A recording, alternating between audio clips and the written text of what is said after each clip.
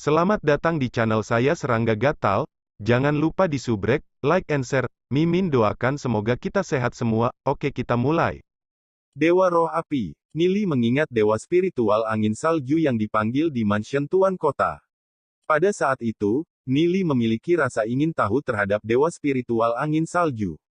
Dewa spiritual angin salju hanya memiliki sedikit pemikiran dan sudah memiliki kekuatan yang menakutkan, mencapai puncak peringkat legenda. Nili sebelumnya berpikir bahwa dewa spiritual angin salju adalah makhluk dari dunia yang berbeda. Namun, wanita ini mengaku sebagai dewa spiritual. Mungkinkah dia sama dengan dewa spiritual angin salju, makhluk yang sama? Dia merenung dalam hatinya. Wanita ini harus menjadi ahli yang telah mencapai alam takdir surgawi. Begitu peringkat legenda melangkah ke alam takdir surgawi, umur mereka akan diperpanjang tanpa henti. Kecuali ada semacam situasi khusus, mereka tidak akan mati. Setelah mencapai level itu, tidak peduli berapa banyak ahli peringkat legenda, mereka tidak akan bisa menjadi lawan ahli alam Heavenly Fate. Sama seperti sebelum zaman kegelapan, ribuan ahli peringkat legenda bersekongkol melawan binatang iblis yang melangkah ke alam takdir surgawi, tetapi itu hanya menyebabkan bencana besar umat manusia. Kaisar Kongming, dewa spiritual, buku roh iblis duniawi, masih ada terlalu banyak misteri di dunia ini. Mungkin dunia ini bahkan lebih rumit dari yang Nili lihat di kehidupan sebelumnya.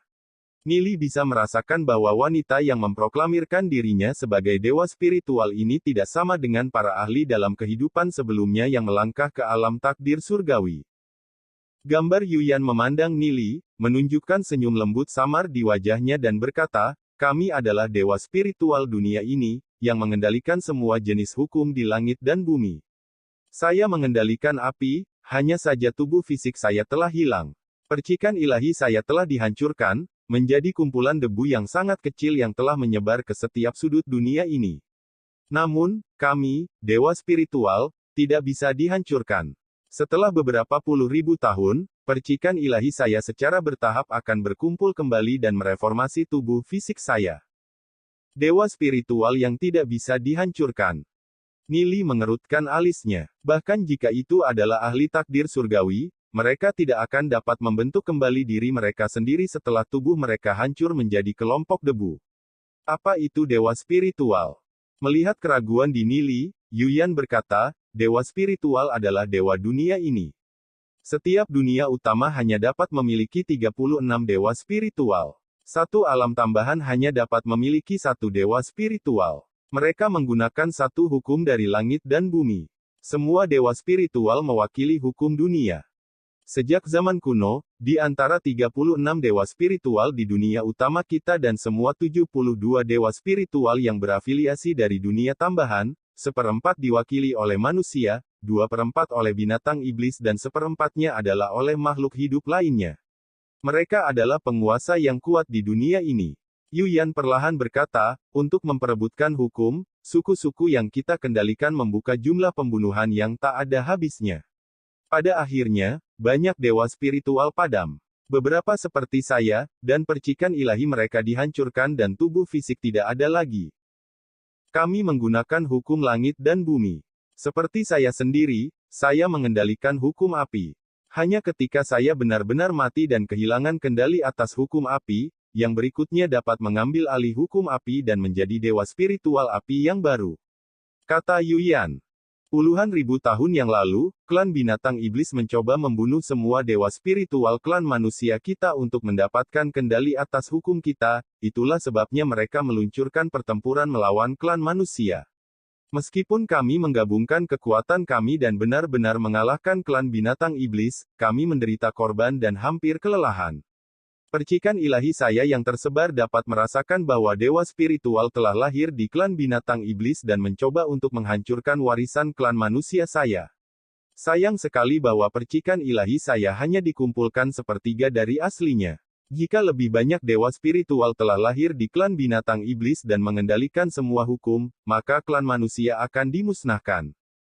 Percikan ilahi saya hanya bisa berada di mata air hitam karena perlahan-lahan menunggu percikan ilahi saya yang lain berkumpul.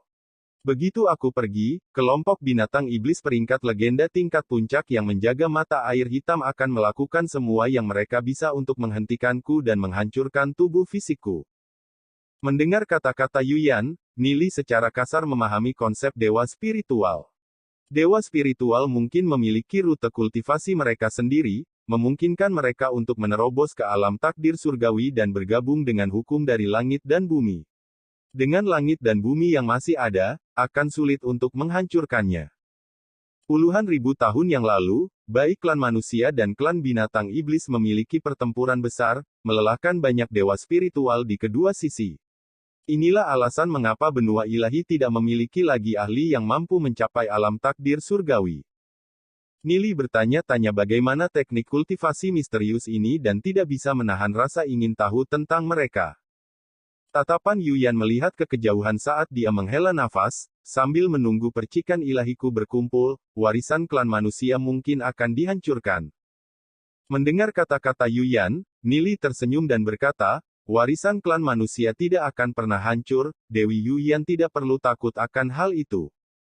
Yuyan menghela nafas, tatapannya jatuh ke Nili dan berkata, di antara dewa spiritual suku manusia kita, ada ahli tertinggi yang menggunakan hukum ruang dan waktu yang dikenal sebagai dewa spiritual ruang dan waktu.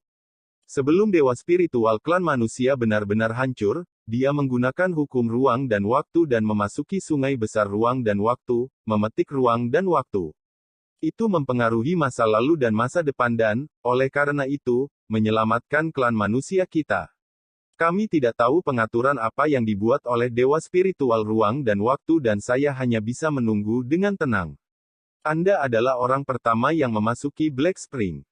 Alis Nili berkedut. Sebenarnya adakah ahli tertinggi yang menguasai ruang dan waktu dan mampu masuk ke dalam arus ruang dan waktu?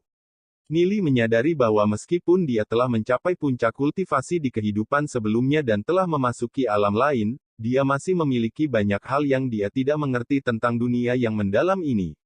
Terutama hukum ruang dan waktu.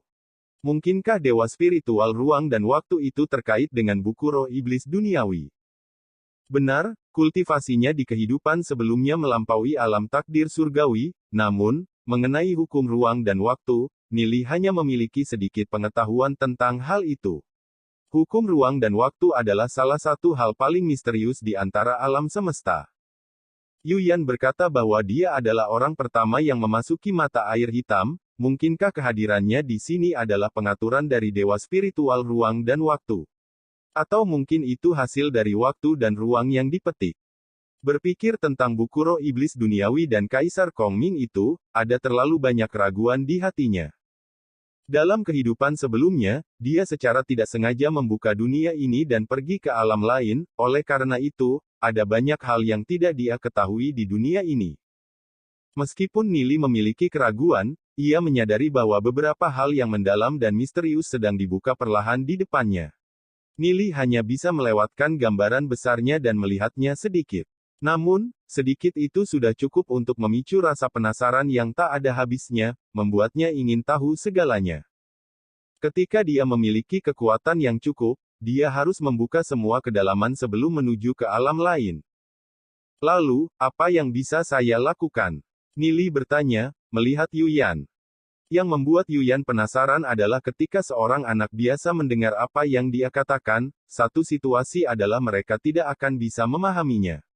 Jika mereka mengerti apa yang dia maksud, reaksi mereka akan sangat terkejut. Namun, Nili tampak sangat tenang. Meskipun dia mengerutkan kening dan merenung, dia tidak memiliki ekspresi terkejut di wajahnya. Seolah-olah dia mengerti segalanya. Saya ingin mewariskan kekuatan hukum kepada Anda. Mengenai seberapa banyak Anda dapat memahami dan mencapai level apa, itu harus bergantung pada diri Anda sendiri.